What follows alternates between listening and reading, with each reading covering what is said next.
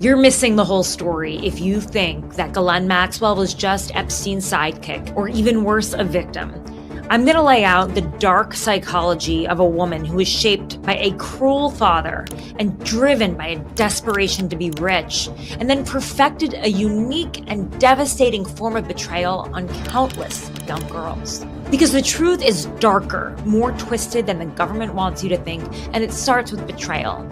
I collected these interviews over 2 years doing 2 podcasts on Jeffrey Epstein, Broken, Jeffrey Epstein, and Power, the Maxwells. Here are 5 things you probably didn't know about Ghislaine Maxwell. Let's start with number 1. She had daddy issues. To understand Ghislaine Maxwell, you have to understand her father, Robert. He was a media tycoon, 300 pounds. He owned the New York Daily News, MTV Europe, the Daily Mirror in the UK, Macmillan Press. They lived in a massive house, flew around on helicopters, and she went to Oxford. Her father admired her for her looks and her charm. He used her as an accessory at parties. 2년간 직접 취재한 탐사 저널리스트가 밝혀냈습니다. 길레인 맥스웰의 진짜 정체, 지금부터 시작합니다. I would describe Robert Maxwell as a cross between Rupert Murdoch and Donald Trump. He was a larger-than-life figure. But he would also humiliate Maxwell in front of her family, mock her appearance. And when she suffered with an eating disorder, he would starve her, locking her out of his kitchen. He was a man, though, who showed contempt for anyone who he thought was below him. He urinated off his roof onto people below as he boarded his helicopter. He would toss his leftover food on the floor for his assistant to pick up. He screamed at his employees all the time, and he used the hand towels at work to wipe his bum, right? Leaving it for the people behind. But despite all of this, Ghislaine was his favorite child, and he even named the family yacht after her, the Lady Ghislaine. The way that they connected was beyond weird. Just listen to his former assistant Carol Bergoli describing a conversation that she listened into between the 2 of them. This is from Power, the Maxwells, by the way. He was on loudspeaker. The receptionist said, "Ghislaine, Mr. Maxwell," and he picked up the phone and he just said, "Meow." And she went, "Meow, meow," and he went, "Meow." And it went on like that for about a minute, I think. Just a nothing call, really. Just a meowing call, yeah. Okay. After Daddy died, she was broke and desperate to return to the high life. He mysteriously died, just like Jeffrey Epstein, off the side of his yacht, the Lady Ghislaine. And Ghislaine did not believe that it was suicide, even though he was stealing pensions from the employees at the Daily Mirror, the paper that he owned. A lot of people believed that he was killed by Mossad, that he was helping the Israeli intelligence agency. And after all, since he was bankrupting his own company and stealing from the pensioners, he would suddenly be more likely to be blackmailed, right? He would be in a more compromising position. After his death, he was buried at the Mount of Olives in Israel, where prime ministers, princes, kings, and presidents are buried. And by the way, when he died, it was Ghislaine who told the yacht crew to destroy all the documents on the boat.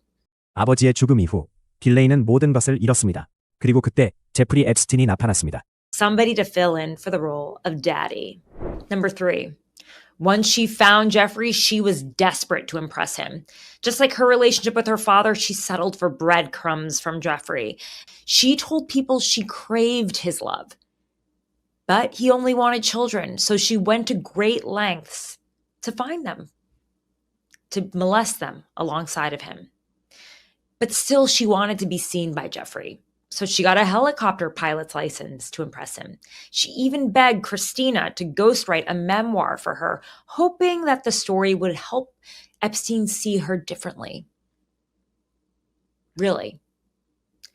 But when Christina asked her about the girls, this is how Ghislaine described them. And she says, they are nothing. They are trash.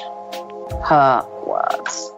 Number 4, she hated Epstein. 그녀는 엡스틴의 사랑을 원했습니다. 하지만 엡스틴이 원한 건 따로 있었습니다. He belittled her in public and treated her terribly. When Virginia Roberts and I traveled around the country for Broken Jeffrey Epstein, we found a witness who would open the door to us and speak to us, who had never spoken to the press before, and that was Epstein's longtime houseman, Juan Alessi, who literally drove Maxwell the day she found Virginia in the Mar-a-Lago spa. That was part of his job, to chauffeur Maxwell around every day to find 3 girls to satisfy Epstein's sexual desires.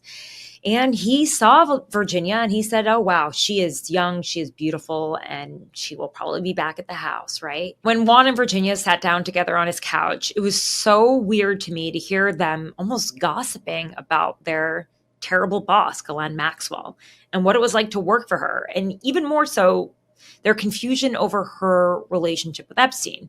Take a listen to Alessi and how he's describing some interactions with Ghislaine while he drove her around looking for girls. I told her many times. I says, because she will sometimes come out crying in the car for me to drive, right? And I says, Ghislaine, why are you doing this? Why are you staying with this guy? I hate him.